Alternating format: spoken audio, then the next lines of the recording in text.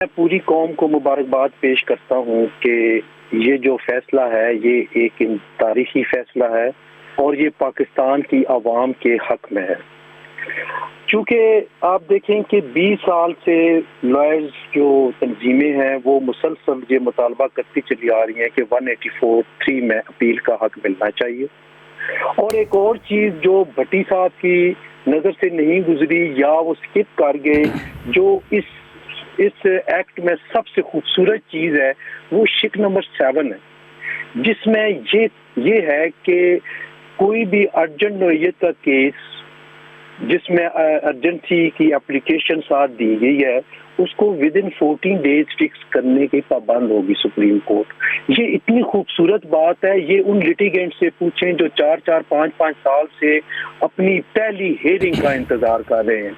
और आप यकीन करें कि आज मुझे एक वकील मिले, यंगस्टर्स थे वो, उन्होंने मुझे बताया कि 7 महीने हो गए हैं मेरी एक प्री अरेस्ट बेल अभी तक फिक्स नहीं हुई। तो ये वो चीजें हैं जिसको आम लिटिगेंट, आम बंदे को है, किसी बड़े आदमी का केस हो, चाहे वो इमरान खान हो, चाहे वो नवाज शरीफ हो, चाहे तरीन हो, उनका केस आज रात को दायर होगा, सुबह लग जाएगा। आम बंदे का केस नहीं लगता और 3-3, 4-4 साल इंतजार करना पड़ता है। और आज इसको मैं समझता हूँ कि इस शिक में इस एक्ट में जो सबसे खूबसूरत शिक है वो शिक नंबर 7 है। ठीक है। उसके बाद जो 184(3) में अपील का हक दिया गया, सिर्फ एक मिसाल आपको देता हूँ कि आप नस्ला टावर का देख लें,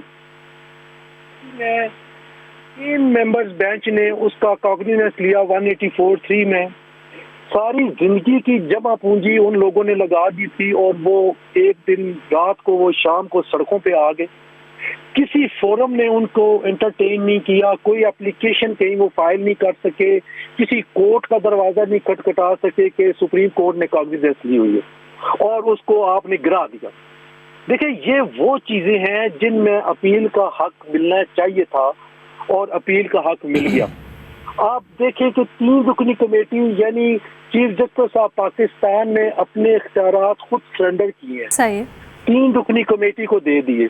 ये कुछ छोटी बात नहीं है, बहुत बड़ी बात है।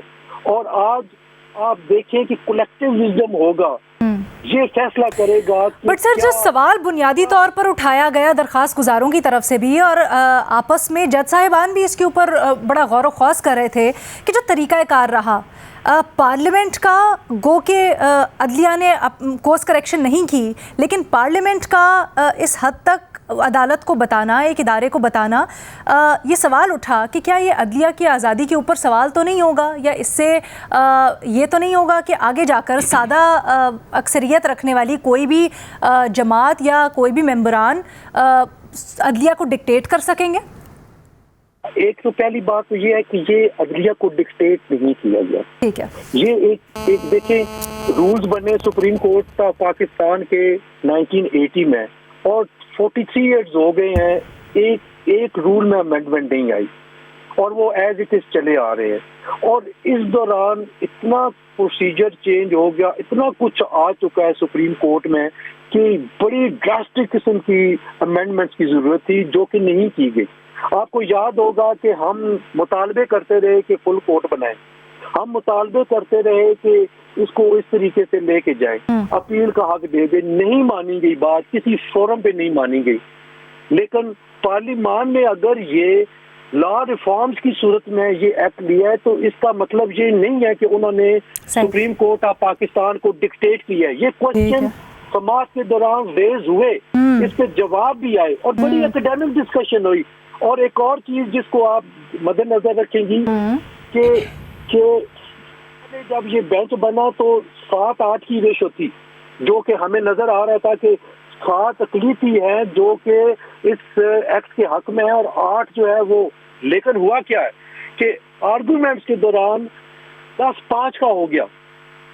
ये बड़ा अहम नुकता है। हाँ। ये वो दलील है जो ये बताती है कि दलाइल ने मुतासर किया मौजूद जज साहबान को कि उन्होंने पहले से जिन्होंने स्टे दिया था वो भी इसके साथ आ गए। तो देखिए ये बात कि डिक्टेशन वाली, हाँ अगर पार्लियामान कोई ऐसा करती है, कोई ऐसा कानून बनाती है, सबसे पहले पाकिस्तान बार काउंसिल सामने आएगी, बिल्कुल सही, बिल्कुल सही। अदलिया के साथ फेवर में आगे खड़ी होगी। हम किसी भी अच्छा, ऐसे कानून की इजाजत नहीं देंगे। पाशा साहब ये बताइएगा कि आप समझते हैं माजी से अपील का हक मिलना चाहिए था? मुख्तसरन अगर आप कर सके, मैं आगे भी सबकी राय ले लूं। देखिए, ये जो है ये फैसला भी मैं इसको अप्रिशिएट करता हूँ, क्योंकि इस पे एक जो परसेप्शन जा रहा था कि ये पर्सन स्पेसिफिक बनाया गया है, और इस चीज को अनडू करना भी बहुत जरूरी था कि ये एक्ट जो है ये पर्सन स्पेसिफिक है, वो खत्म कर दिया गया। मैं समझता हूँ कि ये भी ठीक है, कम अज कम पाकिस्तान की अवाम के ज़हनों से ये बात निकल जानी चाहिए कि ये पर्सन स्पेसिफिक बनाया गया है। तो ये ठीक है, बिल्कुल ठीक है। मैं भट्टी साहब की इस राय से इत्तफाक करता हूँ। अच्छा, ठीक है।